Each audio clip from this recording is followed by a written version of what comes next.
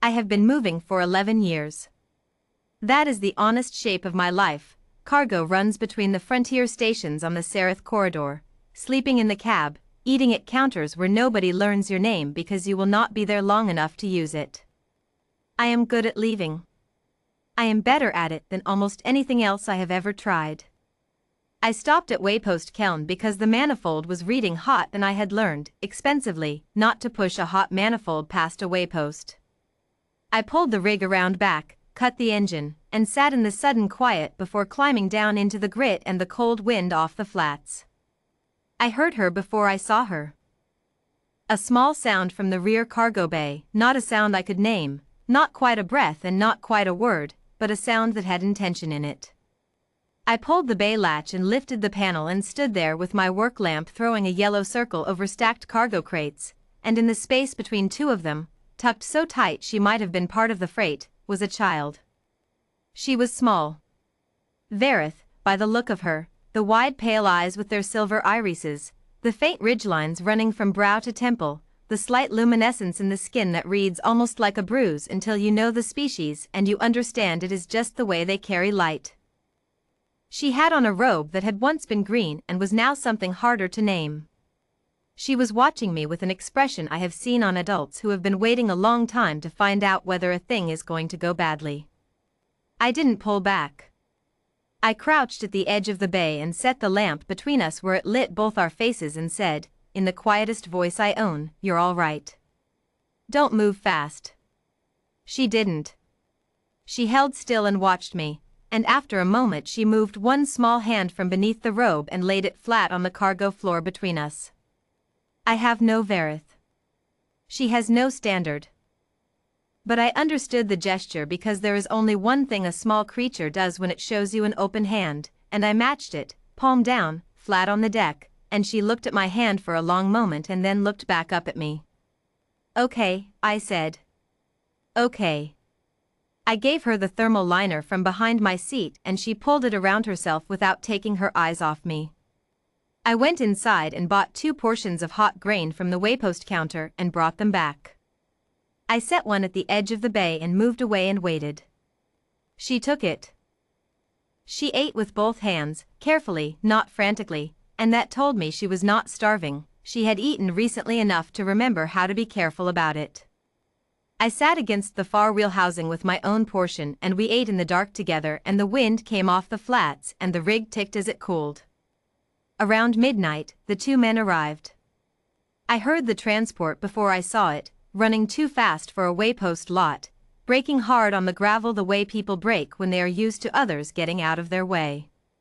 I was already standing when the headlights swept the rear of my rig. There were 2 of them.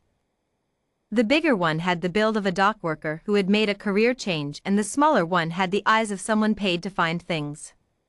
Debt claim badges on their jackets, Sereth compact issue, the color of legal standing, and they knew it.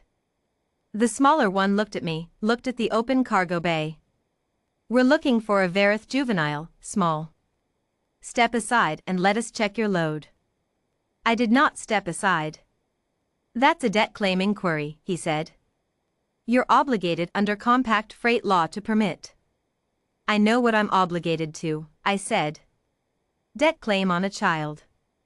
Debt claim on a way station account. Juvenile listed as a dependent asset under the account terms until the debt is discharged. We're not here for trouble. Property recovery." The word property landed in the air and just sat there. I have moved my entire adult life because I am not good at staying in situations that require me to dig in. I know this about myself the way you know a bad habit, you can see it clearly and still not be rid of it.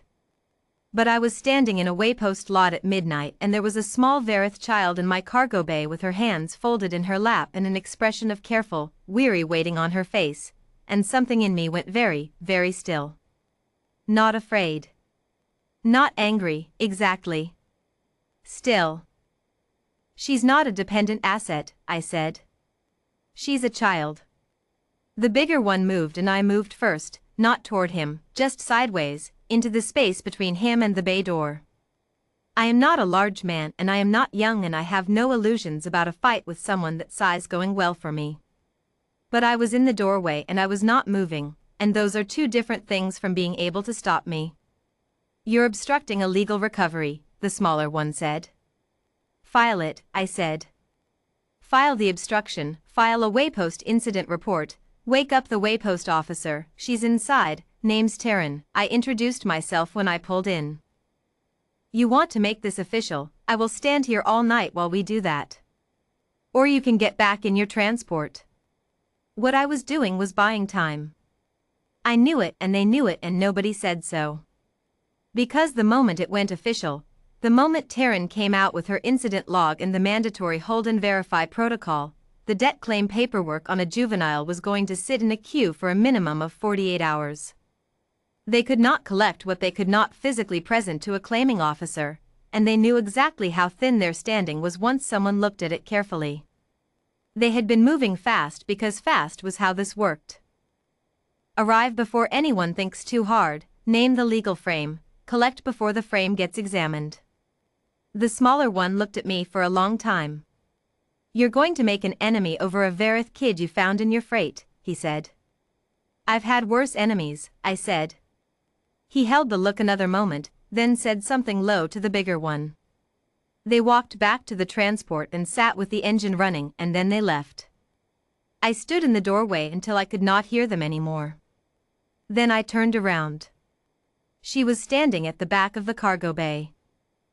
She had the thermal liner pulled around her shoulders and she was watching me with those silver eyes and there was something in her expression I did not have a word for in any language I speak, not uncertain and not hopeful in the small, fragile way hope sometimes looks. Something older than either. I went inside and woke up Taryn and told her I needed to file a voluntary declaration of a discovered minor, Verith species, and I needed the 48-hour hold and verify.